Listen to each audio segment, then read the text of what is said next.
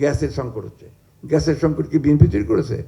Last government একটা exploration করে নাই, একটা আপনার এক্সপ্লোরেশনের দিকে যায় নাই, এবং যে সিস্টেম তৈরি করেছিল যে ইম্পোর্ট ছাড়া আর কোনো কিছু করা যাবে না অবস্থা, গোটা ইকোনমিটাকে সেভাবে তৈরি করেছিল। আপনার এনিহোয়ার আপনি যাবেন, ইটকেসি আপনারা সবাই জানেন বিদ্যুতের ক্ষেত্রে কী হয়েছে, এই সমস্ত আপনার ওই কুইক রেন্টাল পাওয়ার হাউস নিয়ে এসে ধ্বংস করে দিয়েছে। এখন সে বিদ্যুৎ নিয়ে আমাদের সমস্যা পড়তে হচ্ছে। 5 মাসেই সরকারকে ব্যর্থ বলার সুযোগ নেই, দ্রুতই চলমান গ্যাস সংকট কেটে যাবে বলে জানিয়েছেন এলজিআরডি মন্ত্রী মির্জা ফখরুল ইসলাম আলমগীর। সকালে টেলিভিশন এডিটর্স কাউন্সিলের আলোচনা সভায় তিনি আরও জানান, বরাবরের মতো ধ্বংসস্তূপ থেকে ঘুরে দাঁড়ানোর দায়িত্ব কাঁধে নিয়েছে বিএনপি, আর স্বাধীন ও অবাধ গণমাধ্যম ইকোসিস্টেম তৈরিতে সরকার বদ্ধপরিকর বলে জানান তথ্য ও সম্প্রচার মন্ত্রী। বিস্তারিত আল মোহাইমিনুল খানের রিপোর্টে। মহেশখালীর ভাসমান তরলীকৃত প্রাকৃতিক গ্যাস বা এলএনজি টার্মিনালের যান্ত্রিক ত্রুটি মেরামতের পর জাতীয় গ্রিডে আবারও শুরু হয়েছে সরবরাহ।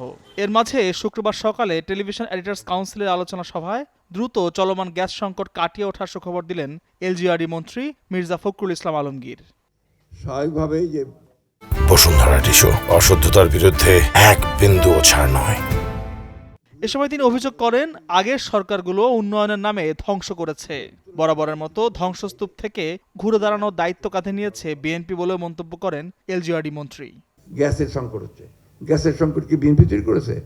লাস্ট গভর্নমেন্ট একটা এক্সপ্লোরেশন করে নাই, একটা আপনার এক্সপ্লোরেশনের দিকে যায় নাই, এবং যে সিস্টেম তৈরি করেছিল যে ইম্পোর্ট ছাড়া আর কোনো কিছু করা যাবে না অবস্থা, গোটা ইকোনমিটাকে সেভাবে তৈরি করেছিল।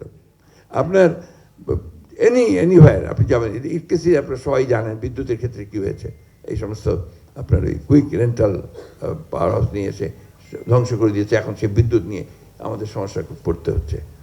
ব্যাংকগুলো শেষ হয়ে গেছে, কিচ্ছু নাই এগুলো। গণতান্ত্রিক ধারাবাহিকতা রক্ষায় সব পক্ষকে সহনশীল হওয়ার আহ্বানও জানান মন্ত্রী। সরকার ভুল করছে সেটা তুলে ধরবেন, কিন্তু তাকে সময়ও দিতে হবে। তো আপনারা অস্থির হবেন না, এবং আপনারা ধৈর্যটাকে রাখতে হবে, সহনশীলতা রাখতে হবে, নাহলে গণতন্ত্রকে কখনোই এগিয়ে নেওয়া যাবে না। আর পরমত সহিষ্ণু হতে হবে, এটা আমাদের সবাইকেই হতে হবে, সরকারকে হতে হবে, মিডিয়াকে হতে হবে। একই অনুষ্ঠানে যোগ দিয়ে গণমাধ্যমের স্বাধীনতা রক্ষা এবং সার্বিক উন্নয়ন নিয়ে সরকারের ভাবনার কথা জানান তথ্য ও সম্প্রচার মন্ত্রী। বলেন, একটি সুস্থ ও মুক্ত গণমাধ্যম ব্যবস্থা গঠনে কাজ করছে সরকার। এই মুহূর্ত পর্যন্ত আমি সরকারের পক্ষ থেকে, মাননীয় প্রধানমন্ত্রীর পক্ষ থেকে আস্থা নিয়ে বলতে চাই যে আমরা খুব দ্রুত এরকম একটি টেকসই এবং গতিশীল, দায়িত্বশীল, সর্বোচ্চ স্বাধীনতা ভোগকারী গণমাধ্যম প্রতিষ্ঠা করতে দৃঢ় প্রতিজ্ঞ। গণতন্ত্রকে প্রাতিষ্ঠানিক রূপ দিতে হলে গণমাধ্যম এবং সরকারের গঠনমূলক অংশীদারিত্ব জরুরি বলেন বাংলাভিশনের head of news doctor Abdul Hai Siddique. Al Mohaiminul Khan, news 24, Dhaka.